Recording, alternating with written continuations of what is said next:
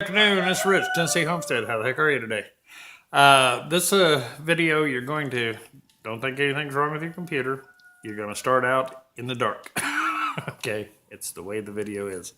And you'll see why. It show the contrast on the headlights, new and old. So don't be tampering with your computer. It's not you, it's the video. Finally got the, well, honestly, I got new editing software because this other stuff just kept really lousing up the tracking. So, and new software seems to be working fine, and I finally got these put together for you. So, stand by, here it comes.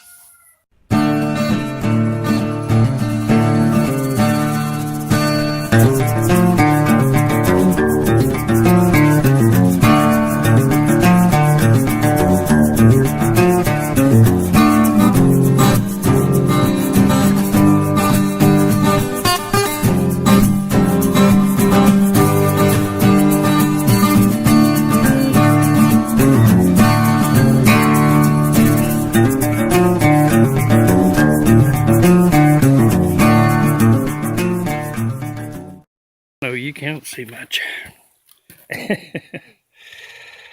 Anyway, you will in a moment. But I was kind of hoping that you could see the difference in the looks of the headlights, the new versus the old.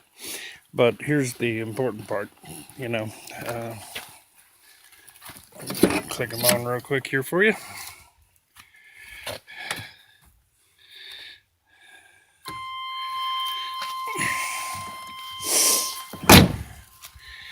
As you can see, that's the beam shown by the new headlight. That's the old headlight. New headlight. And by the way, these are the same bulbs, folks. And old headlight.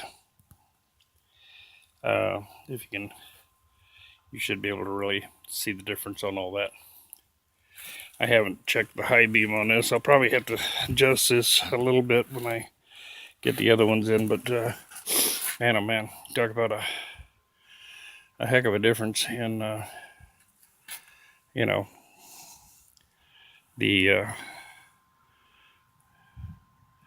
pattern and and this is the low beams.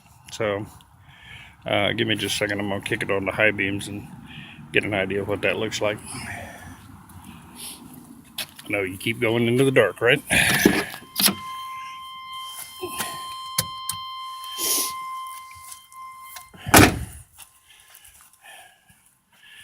Alrighty, and there's the high beams. Looks like this is going to have to get, I don't know. I really don't like them aiming up too high in the sky because then you blind oncoming drivers too bad. And it looks like it's fairly good. Like I said, these are the same bulbs that are in these old headlights. So, but as you can see by the brightness,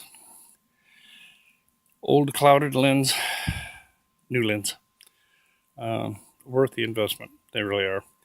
The only thing I didn't like about this kit that I bought is that it came with markers, lights for the side that were supposed to fit this grill, and there is no way that they fit this grill.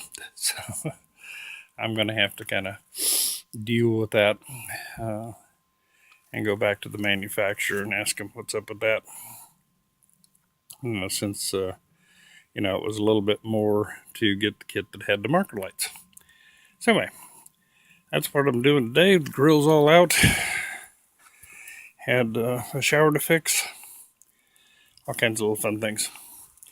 And but this will give you the progress of the difference in the headlights. You can really see it against the wall. How dull that is over there compared to this. I mean, it's actually really just a yellow light. I don't know if the camera's picking that up very well, but this here is bright white. Same bulbs. Kind of wild. Alrighty, I'm going to be showing you some of the progress as we go along on this thing. How to put a grill back in and things of that nature. So you ought to have some interest in it. I'll be working tonight to get it all cleaned up. So we'll patch this thing together, and this is the headlight test. To show you last night and couldn't. You can see that lens, how hazed over it is and yellowed. And that's the reason it puts out that nice yellow light that's really, really dim, as compared to this light here, which, you know, is nice, bright, and shiny, and puts out a good beam. So if you've got a set of yellowed lights like these are, keep in mind that it can definitely make a big difference in what you're seeing going down the road. One of the things I started on, and I haven't finished, is, and I don't know if this camera is going to show it where the hoot, but see the side of this truck, and this is the good side. It's kind of dulled out. You really can't see much more than a shadow on the side of it. You know, looking at, you know, it's just a haze. And coming around to the other side tailgate or bed, same thing. You can't really even hardly see anything but a shadow in it. And I've done this door, all except for that bottom rocker and the front fender. As you can see things in it. You know, you can actually see your reflection, tell what color coveralls I'm wearing, the whole shoot match. I don't know if this camera's picking it up though, but yeah, you can see very well in it. That is what a little polishing compound, not regular rubbing compound, but just a little polishing compound will do to an old faded out paint job. Once I get it all done, get the whole truck rubbed out, then I'll throw a couple of good coats of wax on it, and voila, we should have a shiny truck. The door and the front fender turned out really, really nice. Well, no, it doesn't look like the new one that I put that picture up on. But you can make it look pretty good with a little polishing compound and a lot of elbow grease. And I don't use a buffer on them when I'm using polishing compound, because it will swirl the heck out of your paint. You go back and forth in a straight motion. Anyway, that's one of the other little projects I'm working on, which I doubt I get done today, because my first priority is to get this all put back together again, because, hey, I have to go to work early in the morning, and I have to have a functioning truck to do that. And so right now I need to get a grill up on it. I think the local place would probably frown on me running around like that. So, but anyway, yeah, I wanted to show you what little, I mean, like I said, it's not going to shine like a new one, but you can take a little polishing compound on an old dulled out vehicle like this and rub them out pretty nice, and then wax the heck out of them, and they'll shine nice. So, although, and it's good exercise, okay? It's really good on your arms. So, yes, and I do have new tires. Oh, man. Let me show you those. Very mud grip kind of tire. And this is what I'm so proud of, and you'll be thrilled with this.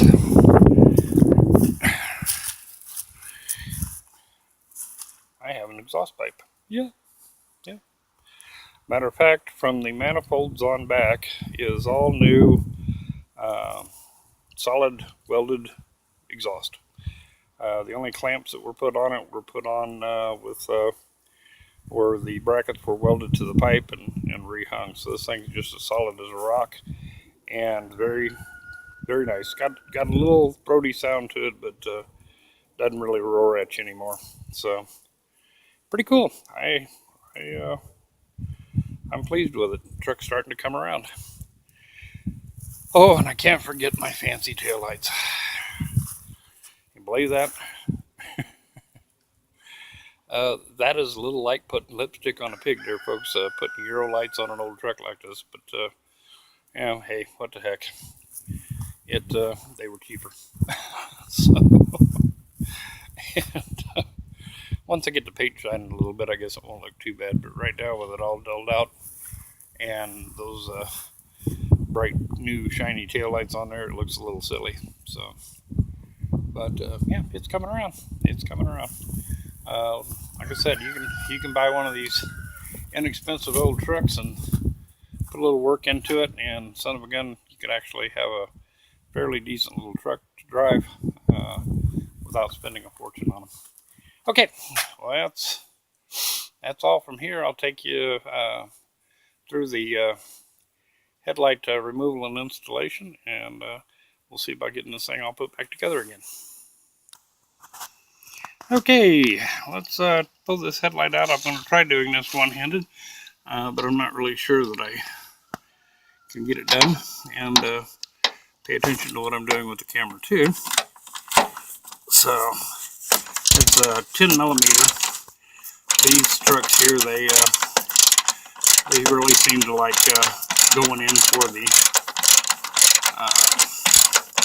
metric on it. Matter of fact, so far about everything I've pulled off of this truck, as far as this front grille, is all metric stuff.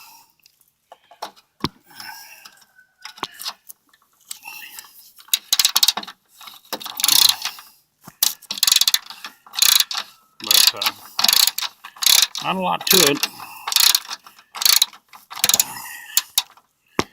And I did go ahead and last night ran into town, picked up some brand new bulbs. I figured if I'm putting in new lights, I might as well put in new bulbs, and that way I don't have to worry about that.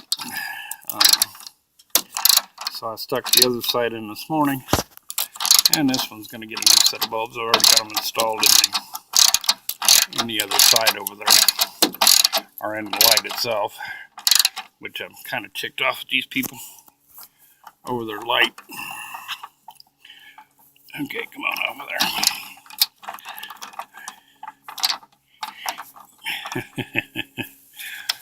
Like I said, trying to do this one-handed is not always easy. There we go. Oh boy. Okay.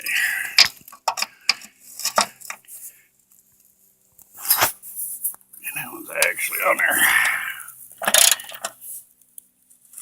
I went for some overkill on that.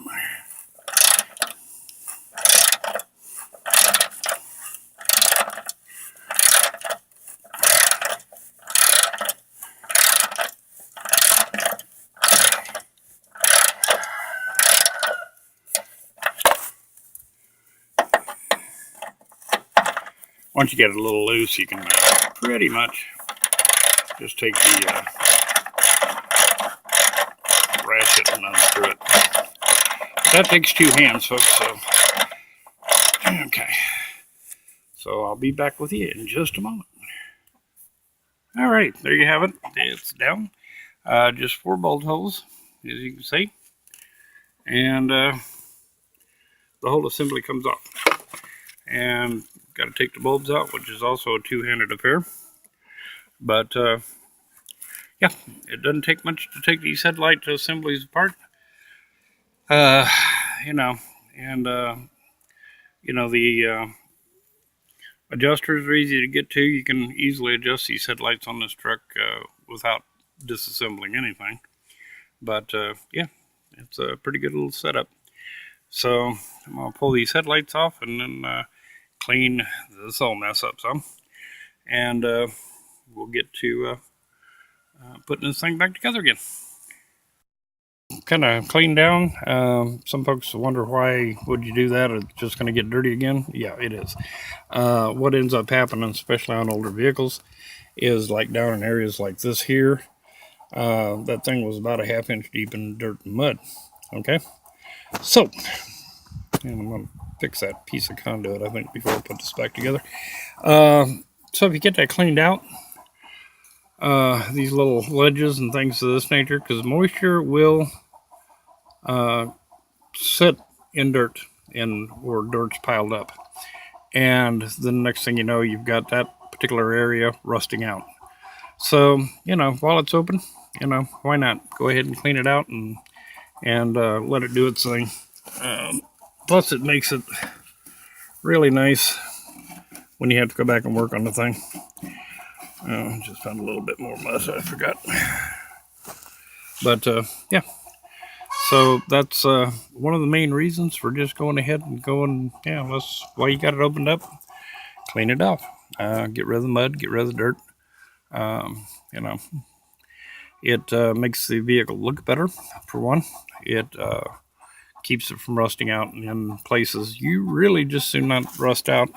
Plus, I wanted to check like the tightness of the fittings on my transmission cooler and things of this nature. So that's the reason, folks. Talk to you in a bit. Alrighty, just snugged the bolts up, headlights in, works, high beam, low beams, and is ready to rock and roll. I'm gonna clean up the metal around the edges of this fender, throw a little wax on that, and so that it's protected, and then put the grill back in place. Oh boy, get my new parking lights, turn indicators on there, and yeah, that ought to be fun. It should change the looks of this thing, at least clean it up a little bit. Those little hazy lights, man, they're pretty nasty. Alrighty, well, let me get this started, and I'll get back with you folks in a little bit. Here, whether you can see that, but see a little bracket down there on the grill? It's got a small pin that sticks out from there. Yeah, barely see it, but it's there. What is that for? Well, so I'll put this thing back. Down here, you will see there's where that attached to, and it's got that little guide hole so that you can put that pin in there, and it helps hold the bottom of the